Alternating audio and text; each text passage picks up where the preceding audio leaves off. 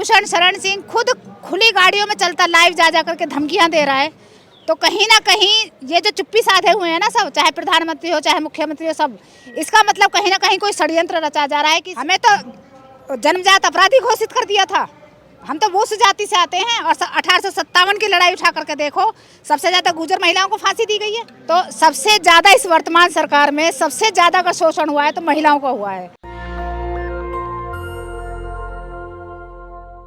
नमस्कार, मैं ज्योति यादव आप सभी का नेशनल दस्तक पर स्वागत करती हूँ। आरक्षण की एक अलग हुंकार भरता दिख रहा है आपको ये देश। आपको बताना चाहूँगी कि जैसे ही संविधान की बात होती है, हक अधिकार की बात होती है, तमाम युवा आपको जागरूक होते हुए दिखाई देते हैं।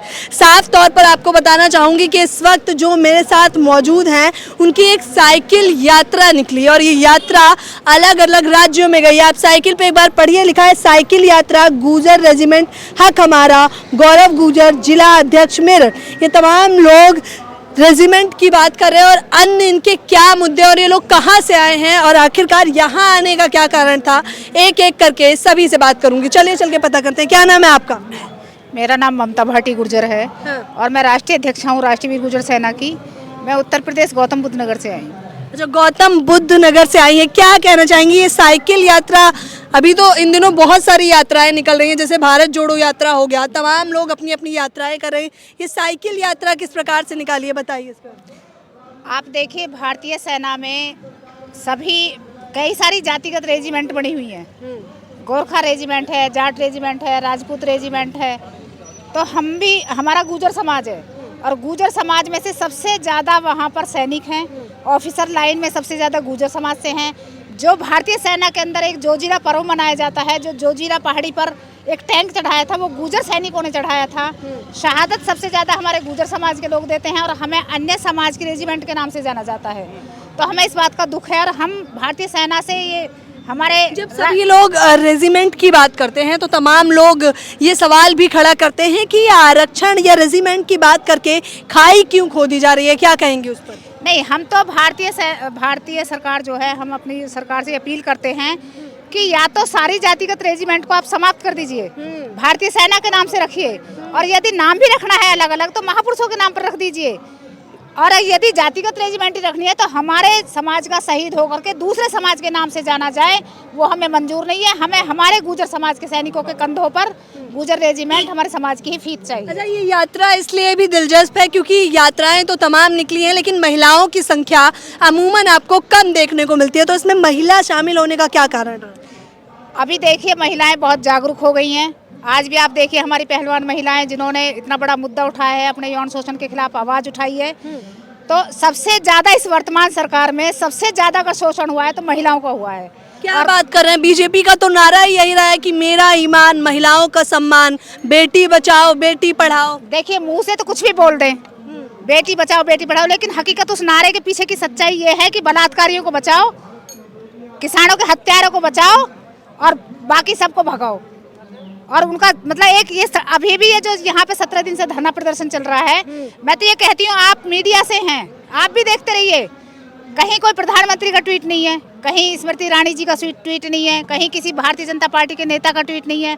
और जो एक हिस्ट्री सीटर रहा है उत्तर प्रदेश का, जो आज यहाँ बाहुबली जिस पर ये आरोप लगे हैं, ब्रजभूषण शरण सिंह खुद खुली गाड़ियों में चलता लाइव जा करके धमकियां दे रहा है। तो कहीं ना कहीं ये जो चुप्पी साधे हुए हैं ना सब, चाहे प्रधानमंत्री हो चाहे मुख्यमंत्री हो, सब इसका मतलब कहीं ना कहीं कोई षड्यंत्र रचा जा रहा है कि इस मुद्दे को कैसे दबाया जाए। षड्यंत्र तो रचा ही जा रहा है, राजनीति हो और राजनीति ना की जाए ऐसा तो नामुमकिन है। जाहिर तौर पर इस मुद्दे पर भी तो राजनीति ही की जा रही है। सत्ता पक्ष टिप्पणियां कर रहा है कि देखिए ना, विपक्ष एकजुट हो गया है, 24 का मुद्दा मिल गया है। नहीं, ये विपक्ष एकजुट नहीं है, ये ना तो किसी जातिगत लड़ाई है ना किसी राजनीतिक पार्टी की लड़ाई है। अब वो उसी चश्मे से देखते हैं तो उसका तो कोई इलाज है नहीं। ये तो जिन्होंने भारत का नाम रोशन किया है अंतर्राष्ट्रीय स्तर पर, उन भारत की बेटियों की लड़ाई है, उन पहलवानों की लड़ाई है। और आप समर्थन में हैं उसके? बिल्कुल पूरी तरह से समर्थन में। उन्होंने हिम्मत दी, सैल्यूट है ऐसी महिलाओं को। आज 10-5 और जिनके साथ हर मिनट एक महिला कहीं ना कहीं, एक बच्ची, एक महिला, एक बच्चा कहीं ना कहीं यौन शोषण का शिकार हो रहा है, लेकिन आवाज नहीं उठाते, कहीं समाज के डर से, कहीं कमजोरी की वजह से। अच्छा, आप तो खुद महिला है, आपको सुरक्षित महसूस नहीं हो रहा है इस देश में? सुरक्षित अमृत काल में जी रही हैं आप? जी नहीं, कहीं सुरक्षित नहीं है, कहीं भी कुछ नहीं नहीं है। और सबसे बड़ी बात यह है कि जो भारतीय जनता पार्टी में वो ही सुरक्षित है। अच्छा, बीजेपी में सब सुरक्षित हाँ, है? जो बीजेपी में वो सुरक्षित भी हैं, उनके धंधे भी चल रहे हैं, उनके बिजनेस भी चल रहे हैं। उन अपराधियों को बीजेपी ज्वाइन करते ही तो बलात्कारियों को, हत्यारों को संस्कारी और अच्छा कह करके बाइज्जत बरी कर दिया जाता है। तो वो जो बीजेपी ज्वाइन कर लेगा वो सुरक्षित भी है। अच्छा, आपने क्या कहा, बीजेपी ज्वाइन करने के बाद वॉशिंग मशीन से निकलते हैं? ये हम जो हमारी राष्ट्रीय अध्यक्षा हैं महिला मोर्चा की, वो अपना बाइट दे रही थी। मैं तो अपने सम्मान में शहीदों ये यात्रा में आपके कितने लोग शामिल थे? अपनी यात्रा के बारे में। मेरे यात्रा में पूरा संपूर्ण समाज, गुर्जर समाज साथ था मेरे। मेरठ से लेके दिल्ली, हरियाणा, राजस्थान, पूरा समाज मेरे साथ था। अच्छा, ये यात्रा निकालने का कारण क्या रहा? जो हमारे समाज के धन सिंह कोतवाल गुर्जर, जो मेरठ की क्रांति तरह से उन्होंने आज़ादी की लड़ाई शुरू की थी, उनके जो आज 10 मई है, आज क्रांति दिवस है, आज शहीद दिवस है, तो उनके सम्मान में उन्हें श्रद्धांजलि देने के लिए मैंने साइकिल यात्रा शुरू की। ये यात्रा कहाँ से शुरू की थी और कहाँ कहाँ गई अभी तक? ये यात्रा मेरठ से धन सिंह कोतवाल गुर्जर जी के गांव 5 ली से शुरू हुई थी और दिल्ली होते हुए मेरठ, मेरठ से भिवाड़ी, अलवर, सिकंदरा, दौसा और जयपुर होते हुए फिर कोटपुतली, कोटपुतली से दिल्ली। अच्छा, इस यात्रा से कोई बदलाव होगा या नहीं? क्योंकि यात्राएं तो अमूमन बदलाव के लिए ही की जाती है। बिल्कुल बिल्कुल होगा। हमारा समाज जागरूक होगा, हमारा समाज सोता हुआ जागेगा और हमें जो हमारा अधिकार है वो मिलने का काम होगा। कौन से अधिकार की मांग कर रहे हैं? अब तो सारे अधिकार मिले हुए हैं। अभी हमें कोई अधिकार नहीं मिला। सबसे ज़्यादा बलिदान दिया जो वो गुर्जर समाज ने दिया आज़ादी की लड़ाई में, और आज भी जो भारतीय सीमा पे सेना के जो जवान शहीद हो रहे हैं वो गुर्जर समाज से हैं। और जो हमारा अधिकार है भारतीय सेना में गुर्जर रेजिमेंट, वो हमें हमारा अधिकार है और हमारा सम्मान भी है। देशभक्ति के लिए भी प्रमाण पत्र की आवश्यकता पड़ रही है? हमें कोई प्रमाण पत्र की जरूरत नहीं, लेकिन हम तो अपना अधिकार और मान सम्मान मांग रहे हैं। हम तो देशभक्त हैं ही पहले से ही। गुर्जर समाज बलिदान देता है और आज भी दे रहा है। हमें तो अपना अधिकार और मान सम्मान चाहिए। हमने तो गुर्जर समाज ने 1861 से लेकर के और 1954 तक DNT विमुक्त जाति का दंश झेला है हमने। हमें तो जन्मजात अपराधी घोषित कर दिया था। हम तो वो जाति से आते हैं। और 1857 की लड़ाई उठा करके देखो, सबसे ज़्यादा गुर्जर महिलाओं को फांसी दी गई है, सबसे ज़्यादा गुर्जर समाज ने बलिदान दिया है, योगदान दिया। आज भी आप भारतीय सेना की सीमा, भारत की सीमाओं पर देखिए आप, बकरवाल गुर्जर सिविल होने के बावजूद भी आज भारतीय सीमा की रक्षा करता है वो। और जो कारगिल का युद्ध है, अगर बकरवाल गुर्जरों ने उसकी समय से सूचना नहीं दी होती तो एक हिस्सा कब्जा लिया होता पाकिस्तान। अच्छा, कितने लोग थे इस यात्रा में? तकरीबन जो साइकिल यात्रा लेकर चल रहे थे, कितने लोग थे? साइकिल यात्रा अकेले गौरव गुर्जर जी चले हैं लेकर के, लेकिन उसको पूरे समाज ने सपोर्ट किया है। लेकिन पूरे गौरव समाज, गुर्जर समाज ने सपोर्ट किया। ये जाहिर तौर पर ये तमाम लोग जो इस वक्त आपको मेरे साथ देखने, शांतिपूर्वक हमने एक आज ज्ञापन सौंपा है। हम गुर्जर हैं, हम शांति से भी अभी हमने शांति से किया है, लेकिन हम क्रांति करना भी जानते हैं। हम तो क्रांति के लिए भी तैयार हैं। बिल्कुल तैयार है क्रांति के लिए। हम तो गुर्जर समाज तो जाना जाता है, वो रोज 10 दिन में 10 बार अपनी मौत को याद करता है। इतिहास उठा के देख लो, हमारा इतिहास उठा। क्या नाम है आपका? गीता नागर। गीता नागर जी कहाँ की रहने वाली हैं? मैं ग्रेटर नोएडा से हूँ और राष्ट्रीय वीर गुर्जर सेना में प्रदेश अध्यक्ष हूँ मैं। क्या कहना चाहेंगी? तमाम मुद्दों पर बातचीत की जा रही है, फिर वो चाहे पहलवान का हो या गुर्जर रेजिमेंट का। क्या आपकी क्या राय है इस पर?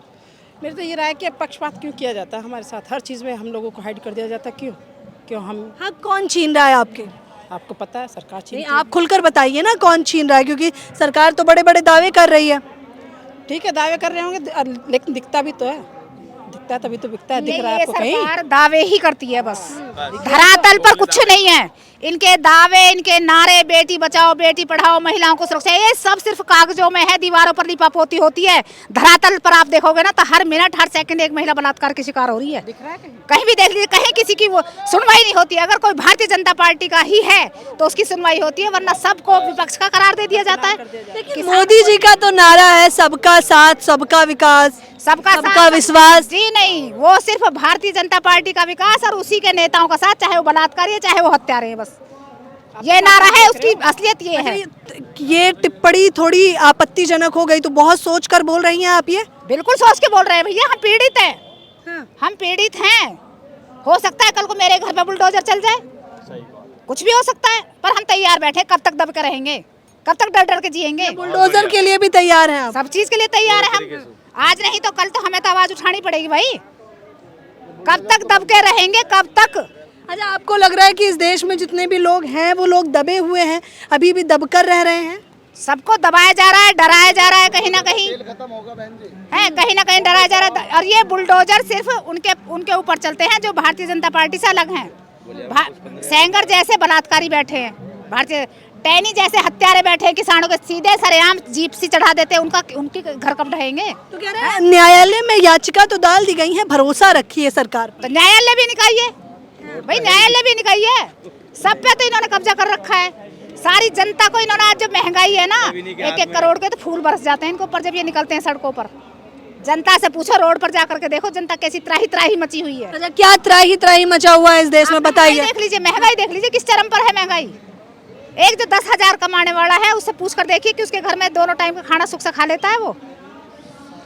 देखिए, तमाम मुद्दों पर बातचीत की जा रही है। साफ तौर पर किस प्रकार से जब से पहलवान एकजुट हुए हैं, लगातार लोग अपने अपने मुद्दों को भी लेकर जंतर मंतर पर दिखाई दे रहे हैं। जैसे कि ये इन्होंने जो रेजिमेंट की बात की है कि गुजर रेजिमेंट की बात हो, और ये तमाम लोग इस वक्त जिनसे मैंने बातचीत करी, फिर वो चाहे महिला सुरक्षा का मसला हो या महंगाई से त्रस्त जनता हो, तमाम लोग खुलकर अब अपनी आवाज़ उठाने लगे। और कहीं ना कहीं देखना इसलिए भी दिलचस्प है क्योंकि 24 के चुनाव नज़दीक है। कर्नाटक में तो चुनाव चल ही रहे हैं, लेकिन इस बीच में तमाम लोग अपने जनता के मुद्दों को ध्यान में रखकर इस बार वोट की चोट से सरकार को हराएंगे या जिताएंगे, ये तो 24 ही निर्धारित करेगा।